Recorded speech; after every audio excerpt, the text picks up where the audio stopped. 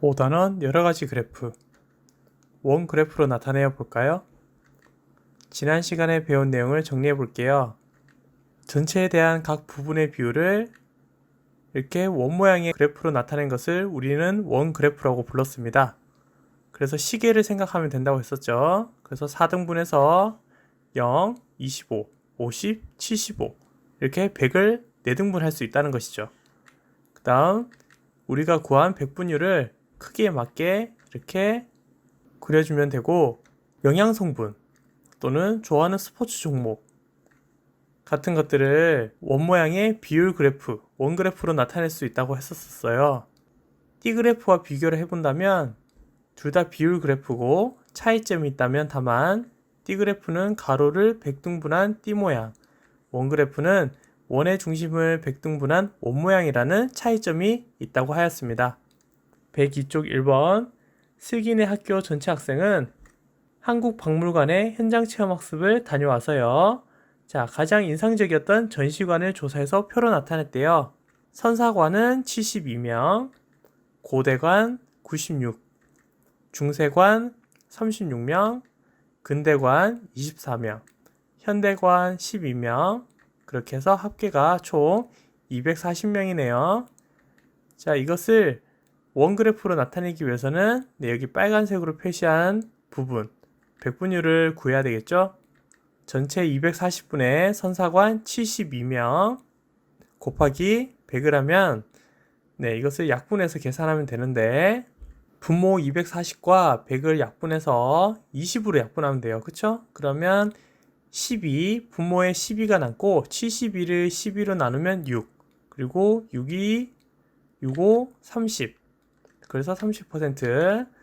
자, 240분의 고대관 96명 곱하기 100을 하면 약분해서 계산하면 40%.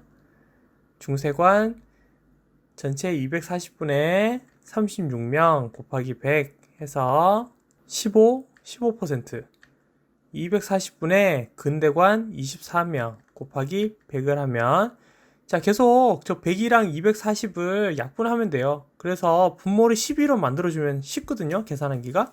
그래서 24를 12로 나누면 2고 2랑 5를 곱해서 10이 된다는 거예요. 그래서 10%. 현대관 마찬가지 240분의 12명 곱하기 100 계산하면 분모 12로 만들면 된다고 했죠. 자, 그래서 1에다가 5가 남았으니까 5%. 그래서 이 각 항목의 백분율을 다 더하면 100%가 되죠. 기준량이 100이니까. 103쪽 2번 전체 학생 수에 대한 전시관별 학생 수를 원그래프로 나타내 볼 거예요. 자, 앞에서 우리가 백분율을 구했잖아요. 그래서 그 백분율의 크기만큼 선을 긋고, 다음 각 항목의 내용, 첨성대 몇, 경복궁 몇, 이렇게 내용과 백분율을 써주면 되죠.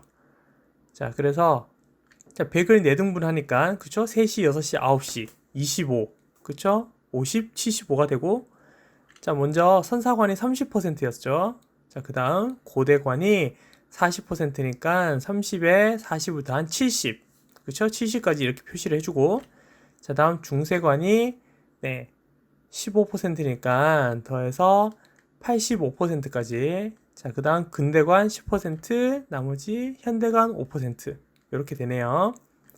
자, 그래서 3-1번. 자, 선사관에 있는 시대별 문화재수.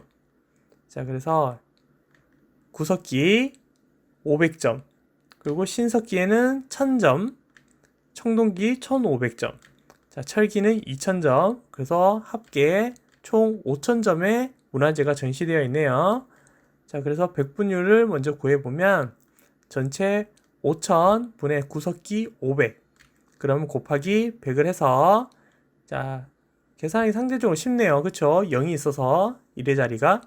자, 그래서 100과 5000을 약분하면, 자, 100은 1로 나눠지고 5000은 50이 되겠다. 그쵸? 그래서 500을 50으로 나누면 10.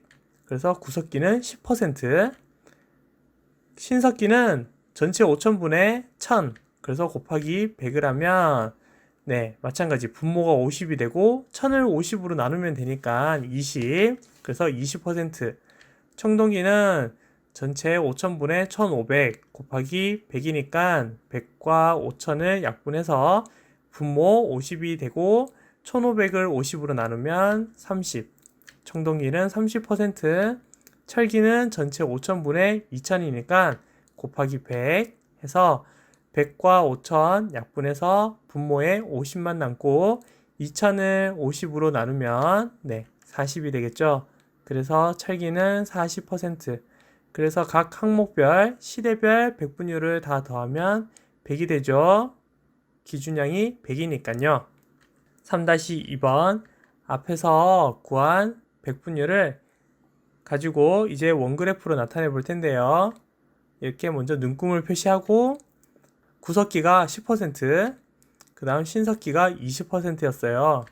그리고 청동기가 30%, 나머지 40%가 다 철기였네요. 그래서 이것을 보고 알 수 있는 점은 자, 철기 시대의 문화재가 가장 많다는 것을 알 수 있어요. 그쵸? 40%. 정말 많죠? 그리고 청동기 30%는 구석기 10%와 비교했을 때 3배 더 많다라고 우리가 얘기할 수 있겠네요. 자, 이때 선사관의 선사란 것은 먼저선 역사사자를 써서 역사 이전 시대, 즉 기원전 시대를 이야기하는 거예요.